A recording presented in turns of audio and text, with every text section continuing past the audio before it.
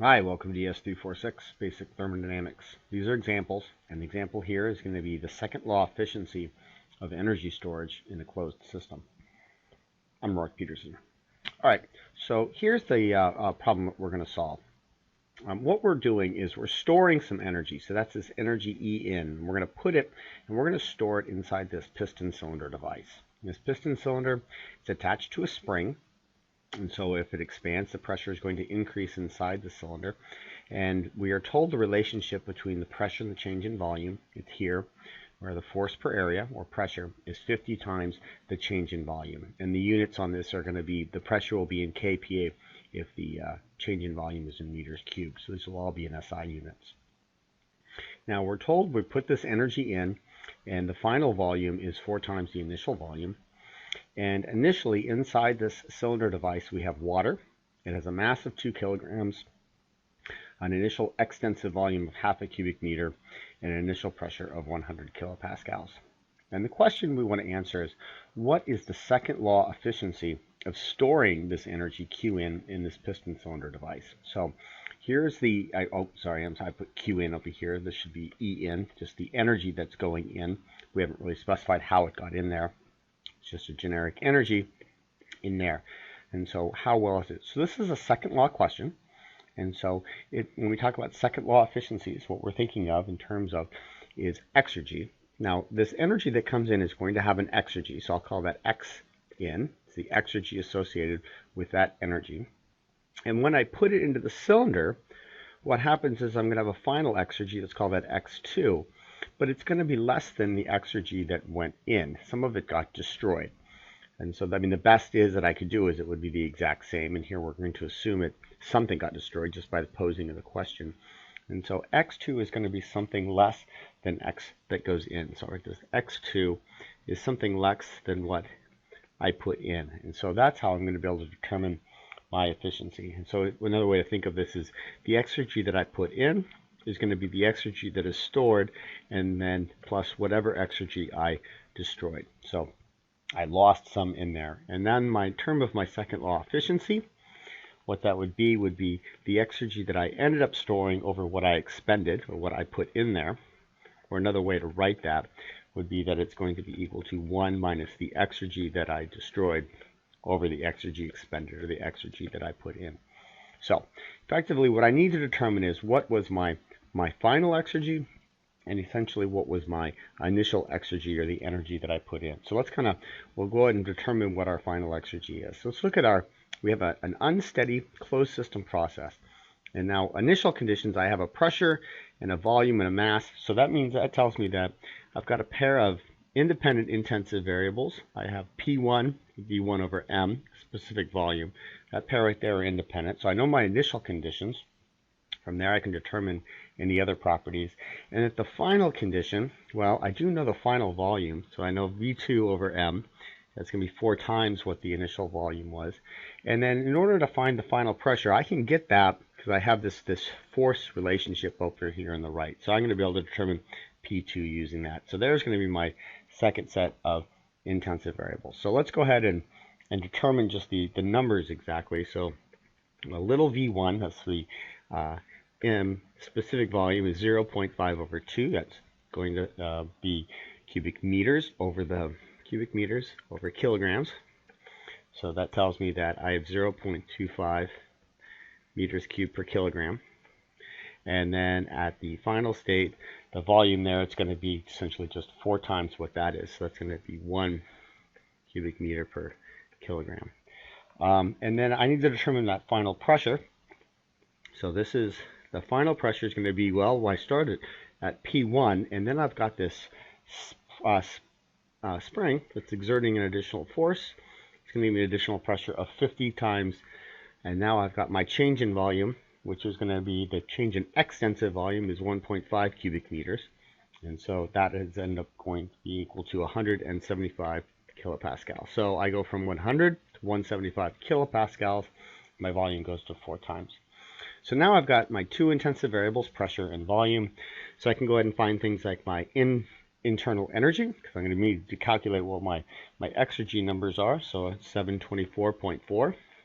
And I will leave it to you. I assume you remember how to get internal energy for water using a P and V pair. And I can also determine U2 from a P and V, and that is 2517 in kilojoules per kilogram. So those are intensive values. So now I can go ahead and find out what my exergy is going to be at the final state. So effectively what I want to know is what is x2 minus x1, or I'll just call that x2 minus x1, which is going to be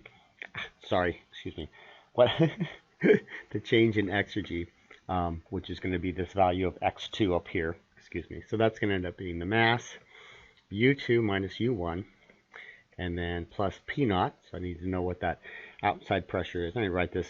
Usually your dead state is something like 100 kilopascals and 25 degrees Celsius. So we'll go ahead and use those values. P naught, and this is going to be V2 minus V1, and then this is going to be minus T naught, and then S2 minus S1. So I also need to determine my entropy values. So again, just like I found internal energy, I'll find out my S values, and if you go and do that, the S1 is 2.193, and S2 is equal to 7.15. 7.15. All right, so if I plug all those numbers in, what I find out is my exergy that's going to be inside there. It says delta X, or effectively think of it as what this X2 is, the exergy increase in there, which is going to be 780.8 kilojoules. Okay, so let's stop and think about what this is. The 780, I had some exergy in here, and then it went up 780. So that's effectively what I've written as X2. But it's really like, the X2 minus X1. But it's that increase in exergy when I put the energy in there. It went up 780.8 kilojoules, going from its initial state to its final state. Okay, so that's how much this exergy increased. But I need to know how much that was relative to how much I put in. So how much energy did I put in? So that's going to be the next thing. So my exergy went up, delta X, which I'm sorry, in the previous slide I called that X2. Effectively, it's the increase in exergy of my contents. And so let's go ahead and determine how much energy I put in. That I'm going to get, this is going to be a first law analysis. So I'm going to write my first law energy balance for this. And that for a closed system is M, U2 minus U1, change in internal energy is the energy that goes in, that's going to be this energy E in, minus boundary work because it went ahead and expanded. So I also need to find the boundary work against this spring. And this is as this is written up here, this is a linear spring. So pressure versus volume, it's something like going from 0.1, 0.2. So I'm finding the area underneath that trapezoid, if you recall this from early in the semester here. So my boundary work term is going to be 1/2, and that will be P1 plus P2, and times extensive V2 minus V1 to find out my boundary work, and that is 206.3 kilojoules. So there's how much boundary work it did. I found U2 and U1, those are on that previous slide there. So now I can go ahead and find out how much energy I put in, E in. And so E in is actually going to be 3791 kilojoules. All right, so that's how much energy I put in. That's this number right there. So I put in 3791 kilojoules, but my exergy only went up 780, so it wasn't a very good storage. And so let's go ahead and find our second law efficiency of that. And so it's going to be this 780.8 over 3791, and that is going to be about 20.6. So that's my overall efficiency. So I lost about 80% of the energy by storing it in this energy in this form here. So now one of the things is, we kind of need to know how the energy went in. So I'm kind of assuming here that I put this in by, like, say, an electric resistance heater, where this was initially like an electric work input. So it had a very high exergy associated with it. This would be the same as if you put in like a kinetic energy term or something that has an exergy that's just equal to the energy. So if you look at the very beginning of chapter 8, you see discussions of that. So it kind of depends on how I put it in. The reason I changed this from a Q to an E, and I'm sorry I didn't change it up here as well, is that if this was actually a heat transfer problem, and this was coming in from some thermal reservoir, I would need to account for my Carnot efficiency if this was a purely heat input, a Q. But if I just did it as a generic energy input, that would be coming something as work, then this exergy, this 3791 91 value is the true value of the amount of energy that I had there.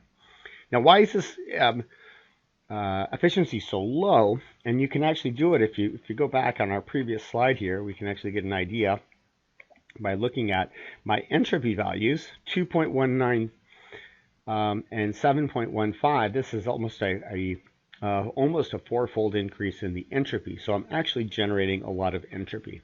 And in fact, if you look at what your quality values were, and when you did this problem, you probably found your quality so that you could find your internal energy values and entropy. The initial quality was about 0.147. The final quality was nearly 1. It was about 0.99. So what did I do? Well, I took something that was water, liquid water, fairly ordered relative to a vapor, and I boiled it all away. And so I increased a lot of the entropy. So by storing it in a phase change like this, it's not an efficient way to store the energy. And if I want to get that back out into a useful energy, I'm not going to get nearly as much as I want. So it looks like a good way to store in some respects because, it's kind of a compact way to do it, but it's actually not a very efficient way. Okay, well, hopefully that just gives you another example of the use of exergy.